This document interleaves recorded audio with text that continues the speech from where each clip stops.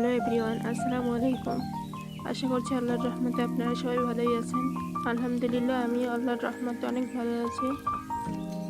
আজকে আপনাদের সাথে শেয়ার করব আমি কিভাবে পাঙ্গাস মাছ দিয়ে আলু দিয়ে রান্না করলাম, সেটাই আপনাদের সাথে শেয়ার করব। প্রথমে মাছে হলুদ, মরিচ এবং আদা রসুন মাখিয়ে ভেজে নেব। ভালোভাবে এপিস ভাজা হয়ে গেলে তারপরে পেঁয়াজটাকে তেলের মধ্যে দিয়ে কষিয়ে নিব। তারপর হালকা পানি দিয়ে এর মধ্যে 1 চামচ হলুদ গুঁড়ো, 2 চামচ মরিচ গুঁড়ো, লবণ, আদা রসুন বাটা, গরম মশলা এবং এরপর এগুলো দিয়ে কষিয়ে নিতে হবে ভালোভাবে আলু দিয়ে।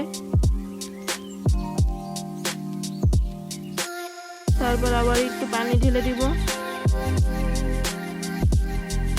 ঝোলটা ঢালা হয়ে গেলে তারপর আবার ভালোভাবে ফুটিয়ে ওঠা পর্যন্ত অপেক্ষা করব ঢাকনা দিয়ে ঢেকে। এরপর ফুটে ওঠা হয়ে গেলে মাছগুলো দিয়ে দিব। মাছগুলো দিয়ে দেওয়ার কিছুক্ষণ পরেই হয়ে